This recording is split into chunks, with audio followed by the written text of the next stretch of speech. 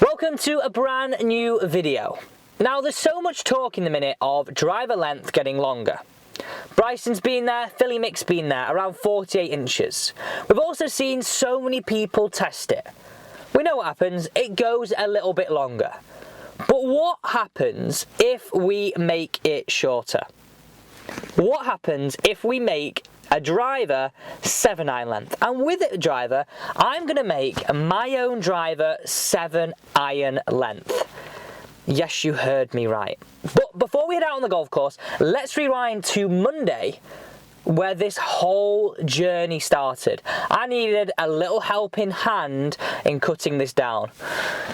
It was a sad affair cutting my driver down 7-iron length, but all for the good of testing. Let's get into today's video. The bar or something like that, but nothing's come into the shop.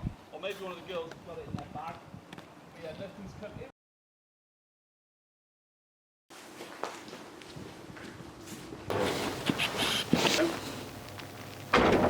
in. Let's head to the back of the pro shop. We all love and want to know what goes on back here. So if you're wanting to save your grip, this is a great way of doing it. We're using a grip tool here, and this is our way of not having to cut the grip off. We're trying to save it and use it again. So a good money saving tip here to use one of these. So you pour solvent down there, keep placing the tool down and rotating the shaft until it gets all the way to the end, and a bit of a shove and a push, and it finally comes off. This is a really good way to save your grips and put them and transfer them onto other golf clubs. It's just a bit of hard work if we want to get it right. So once we've done this, we're then going to start to measure up. You can see the length of my driver and the length of a 7-iron there. They are a little bit apart. So we're going to mark off at the butt end of the club exactly the length we're after. Best to leave a bit of tape on it. Yeah. Because what happens with graphite, when you saw it, it starts to fray. So it's ideal to keep it. Just basically just cutting it down, just taking your time, doing it gently so you don't fray the graphite.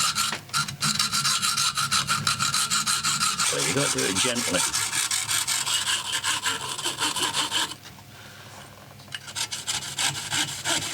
So after checking the length and just giving it a little wipe down, getting rid of any residue, this is perfect. We've now got a driver the length of a 7-iron. We now need to grip it up. So grabbing some grip tape, and then we're going to grab some scissors. This is the point at which we're going to have to build this up with a few layers. Multiple layers in order to thicken up the grip, because the shaft is just that little bit thinner because we've cut it down.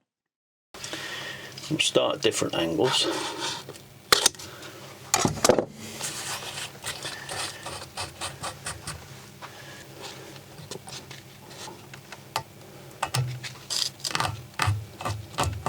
So if you're ever adding multiple layers to your golf club, let's make sure we keep rotating the shaft every single time we're adding a layer.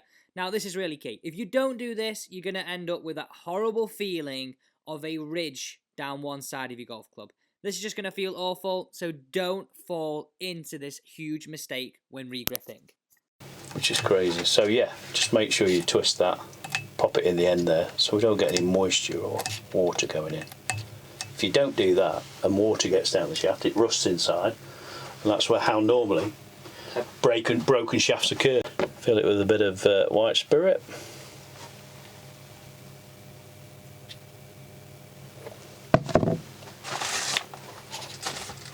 Make sure we cover the inside of the grip, all the way on the inside. Activate the glue on the miracle tape. And off we go. That's not too bad. We are good to go. Just a final bit of cleaning, pushing the grip down a little bit more, and let's take this 7-iron length driver to the golf course. Test time against my normal length driver. Wow, what a process, by the way. How short does my 7-iron length driver look now? It doesn't feel the length of a 7-iron, it feels a lot shorter. That can only be because the head is bigger, right? Got to be one of the reasons. So a massive thank you to Scott Parry, head professional at Bramwell Golf Club, and Tim Rastall, PJ Professional, for sorting me out, doing my repair job on making it shorter. We'll class it as a repair job. Hit them up if you need anything from your grips being done, shafts being shortened, or even lengthened on an iron. They can sort you out. Okay, so I'm super excited about this, but before we get into this, we just need to run through some stats. Now, an average 7-iron length is around 37 inches from most manufacturers. An average driver length is around 45, sometimes even on tour 44.5, but we know, as I said before, Philly Mick and Bryson have been trying to push that upwards of 48, but it's banned. No longer allowed. So we're going full Bryson mode, but in the opposite direction. We're now testing a 37-inch driver. 7-iron length, 5 balls with each. Let's go. Okay, so without further ado, let's get set up. Let's put the normal shaft back in my driver, 5 away, have a look at the yardages, and then into the difference in yards. Well, we all know there's going to be a difference, right, between my 7-iron length driver and this bad boy.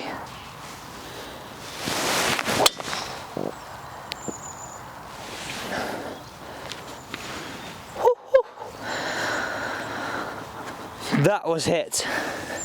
Hopefully it matches. It's not gone that far. Cold morning.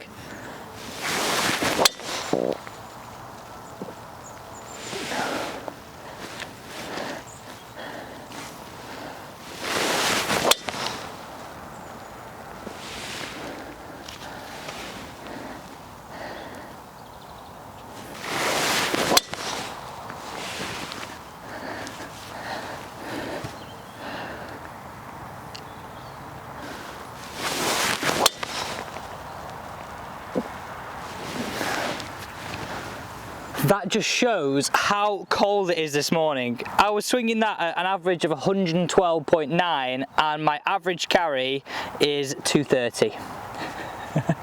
Winter golf, everybody. Nevertheless, that is not the point of this test. So we set a marker of one of our maximum at 237, average of 229.1, and average club speed of 112.9. I'm not too upset with that. But without further ado, let's get into the 7-iron length driver. How far is this going to go, and what is the difference is this going to make to my clubhead speed? Get in those comments down below. How many miles an hour less, pause, before you go and watch this next part, how many miles an hour less do you think my 7-iron length driver is going to be, and what's that going to convert to in yards? Let's go. I can't tell you how small this feels. So it's still set on 10.5, it's just the same length as my 7-iron, which I can't get in my head right now that this is 7-iron length. There's a little bit left. It's very left. I was thinking this is going to be quite accurate. I am going all out. We did like we did with driver. Here we go. Come on. See, a little bit higher this time.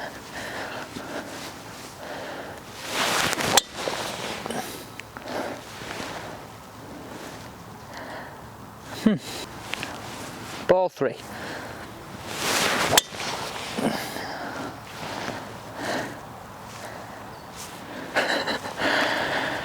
Well, just a little bit left. We're okay.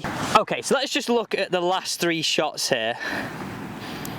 Surprisingly, like, I am actually surprised at the clubhead speed. 107, 110, 109. Carry at the moment, 184 average. Can we creep this over 200? I don't know, surprisingly, it doesn't feel that easy to control. I don't know if it's the feeling of it being that much shorter. 2 more balls, let's go.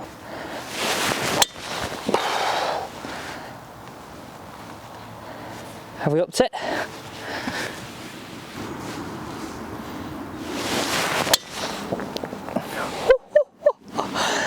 was smoked.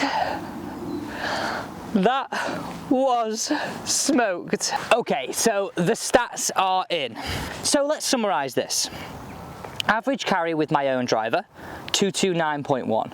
Average club head speed with my own shaft length driver, 112.9. With the 7-iron length driver, 184.5. Average carry, maximum there, 203, let's not forget that. And an average club speed of 108.9. I'm honestly shocked at these results. I thought they would be miles apart in terms of club head speed. I know they're miles apart in terms of carry, but still, I think this was an unbelievably fun challenge to do. We have got some more lined up, so if you've ever got any ideas about anything that you want me to lengthen, shorten, do something randomly with a golf club, get in those comments down below, because we are going to be doing a lot more of this on the channel. Thanks for watching, and see you tomorrow for some more daily golf content.